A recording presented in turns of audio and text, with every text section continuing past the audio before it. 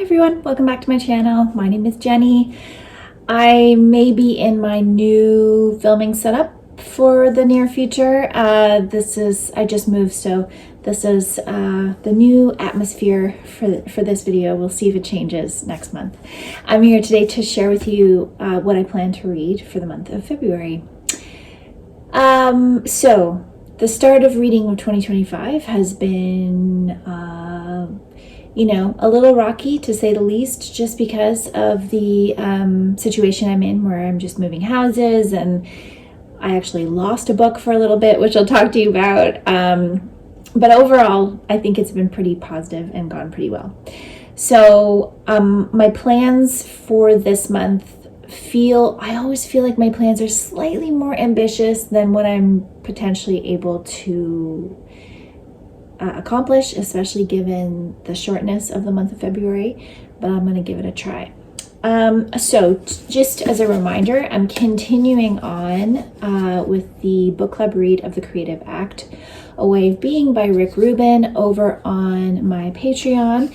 That is linked below if you're interested in joining us. We are just completing we've completed the first section, and we're going into section 2 now, and we're going to be having a live chat near the end of February. So you're welcome to join in at any point. This is the book club tier on Patreon, and I think this book is going to bring about some interesting discussion. It's already kind of provoked a little bit of that. This is Rick Rubin's version of how to be a creative person. We know there's lots of these types of books out there on advice about maintaining your creativity, but his perspective is very interesting. So yeah, if you want to join in, all the details are below at the Patreon link. I'm carrying over 2 other books from January. So A Map to the Door of No Return by Dionne, Notes to Belonging. This is a book about being from the African diaspora, and about, being descended from peoples that were forcefully displaced from their homeland, and not having a lineage to go and explore because you don't know what that lineage is. Dionne was born and spent her childhood in the Caribbean. I believe she now lives in Canada, or at some point lived in Canada. And happy to be reading this also, as February is Black History Month. And it's kind of written in a vignette style, which is nice. It's got a nice flow to it, which I'm enjoying. So that whole notes on belonging thing is definitely accurate for the tone of the book. The other book I'm carrying over is Woolgathering by Patti Smith, and that is because I misplaced it for quite a while. I couldn't remember where I'd put it, and I just found it earlier today. So I'm happy to continue reading through this. It is a lovely, again, kind of vignette style collection of thoughts, and Woolgathering is this idea of kind of staring off into the clouds and daydreaming, that type of thing. So that's kind of what the premise is for the little vignettes that she shares, and then there's also usually a photograph that goes along with them. So hopefully finish this one up in February. And now we're getting on to my newer reads for February. So my audiobook for February is Orwell's Roses by Rebecca Solnit. I have read 2 books now by Rebecca Solnit. This is my 3rd, and this is her, I wouldn't call it a biography of George Orwell. It's an interesting combination of Orwellian detail and biography, and nature, roses, gardens, trees, information. So she's taken a kind of little known fact, or little celebrated fact about George Orwell, which was that he was a very passionate gardener, and very passionate about kind of living close to the land and revitalizing the skills of the farmstead and like village life. She's taking that fact, and she's, for lack of a better word, riffing on it, basically And of course, she's working in some points about her own life. And I really enjoy Rebecca Solnit's writing. I like the way she looks at the world and how she processes things.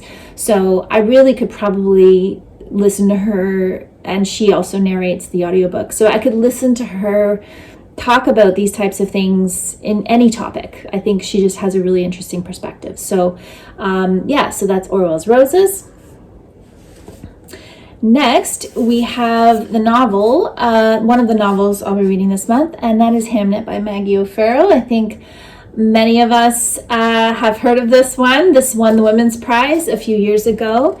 And this is my third Maggie O'Farrell. I've read her memoir, I Am, and I have read The Vanishing Act of Esme Lennox, which I enjoyed.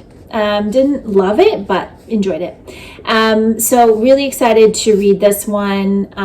If you're not familiar with the plot of this one, this is about one of Shakespeare's children dying of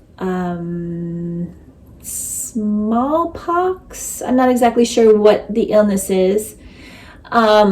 And it's about grief, it's about motherhood, it's about family, and it's a speculative kind of journey through how that may have affected the family when one of the children dies of an illness.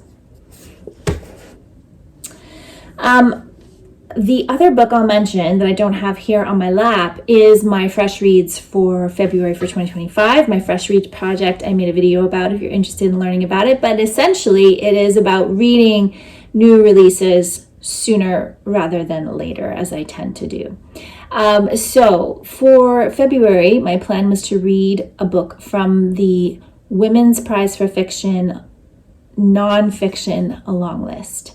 So that is coming out on February 12th. So I'm very excited. I'm, greatly anticipating hearing about the list and seeing what's on it, and then seeing which book from it I'm going to read for this month. So that'll obviously be a book that I read closer to the end of February. I may end up talking about it more in March, depending on how soon I can get it in February, and then it may be part of my March wrap up, but you can just keep an eye on that. Very excited to find out what those books are. I'm just waiting for the list to be released. So the other novel that I've got for this month, also celebrating Black History Month, is What Storm, What Thunder by Myriam J.A. Chancy. Myriam J.A. Chancy is a Haitian author. So this is about the 2010 earthquake in Haiti. She was born in Port-au-Prince, Haiti, and was raised there and in Canada. So this is a multiple narrative, I believe, and it is chronicling the aftermath of the earthquake in Haiti in 2010. I think this is my second novel that I'll be reading that is set in Haiti. I've also read Edwidge Danticat's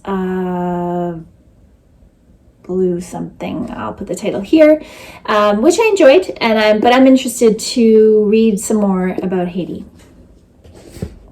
And then my final nonfiction, which, to be honest, will be happening near the end of the month if I get to it this month. This may carry over into March, is Art for the Ladylike, an autobiography through other lives by Whitney Otto. Whitney Otto is the author of the novel How to Make an American Quilt, which I have read.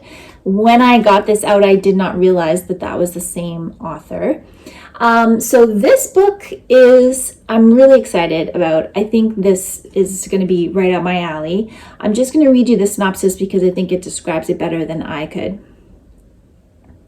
Whitney Otto limns the lives of 8 pioneering women photographers: Sally Mann, Imogen Cunningham, Judy Dater, Ruth Orkin, Tina Modotti, Lee Miller, Madame Yvonne, and Greta Stern, to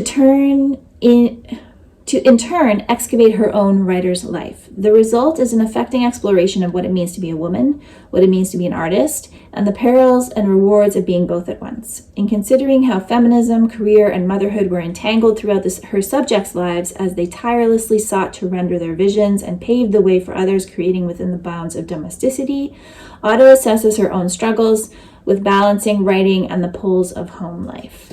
So, very interested in this. This is the topics that I read about. I read about women artists. I read about balancing art making with being a mother. And I'm interested to learn more about the photographers that she mentions here. I do know quite a bit about Lee Miller's life, I would say. She's probably the one in here that I know the most about. So I'm excited to learn about these other photographers as well. And I think this will be a really interesting read. Okay, so those are my books for February 2025. I, like I said, have no idea how many of these I will get to and in what order or how long it will take to read them. But I make monthly wrap-ups, and in each of those wrap-ups, sometimes you get to see all the books, sometimes you get to see some books carried over from the other months. But I do wrap up every book that I read pretty much. So please consider subscribing if you're new here. I am happy to have you. Thank you for clicking on this video. And I will be back again soon with another one. Thank you so much for watching.